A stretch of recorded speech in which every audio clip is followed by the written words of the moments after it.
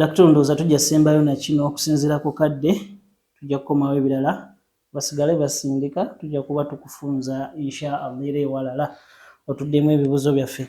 Ono agamba ya linnya ly'Abachina kansomere ne litegerese agamba Yerukwago.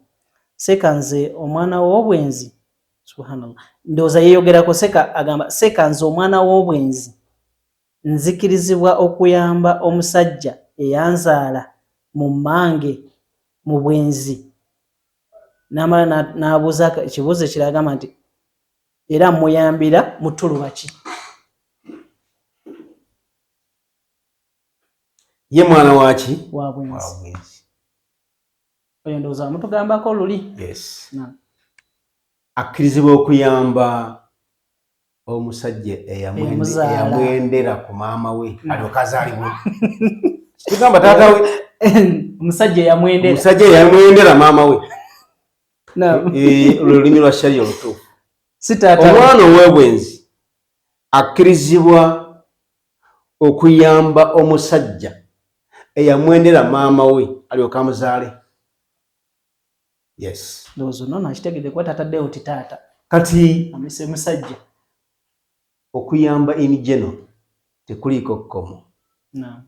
Osobola okuyamba omuntu nga yakwendera maama wo gwe n'ozaalibwa oba yakwendera mwannyoko oba yakwendera sengaawo oba yakwendera muwalaawo osobola okumuyamba.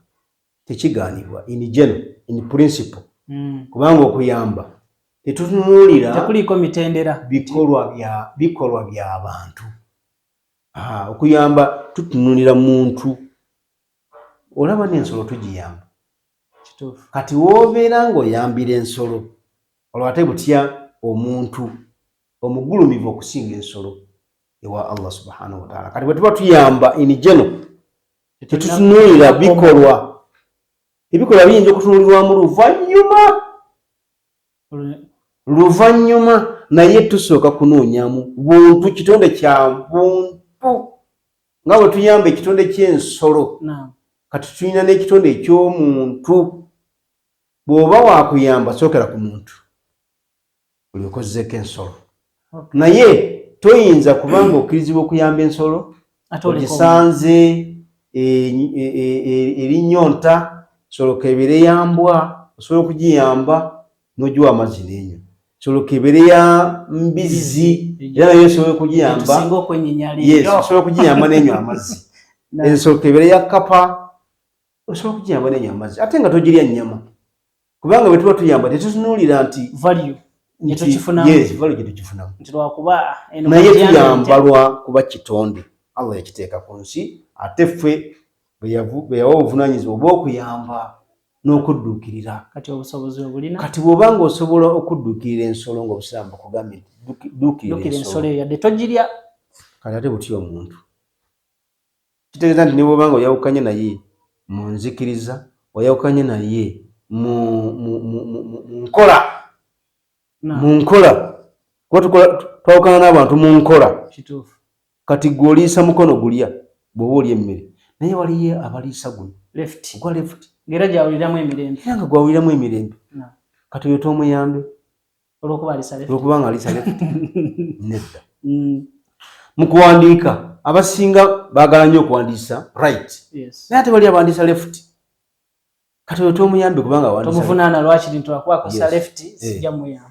Kati bwe kityo wano omwenzi obwenzi bwakoma ku ye liri zambi liriye naye waliwo bwe tolirinaamu input. Kati oyamba muntu toyamba bikolwa. Okay. Yes, toyamba bikolwa. Oyamba muntu onoonyamu muntu kumufunamu mpeera. Era bw'oba omuyambi ofuna empeera ewa Allah subhanahu wa ta'ala naye tomuyita taatawo mu lulimi lwa sharia. Kitegeeza abadde mutuufu omuyita omusajja.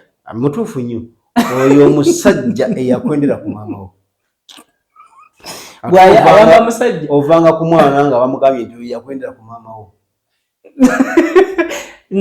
Yes, omuvangako Tegeze ebyo byagamba obeera mulabe gyali oyenda otya ku maama wawe.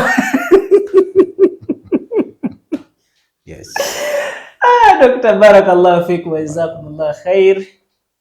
Tujja kufuna olunaku olulala insha Allah tukunoonyeeko era obirengo namu ebibuzo bikyali bingi naye kusinzira kadde tukukoyeza nnyo olwaleero tujja kusaba tukuleko omule n'abatufunye akadde tujja kudda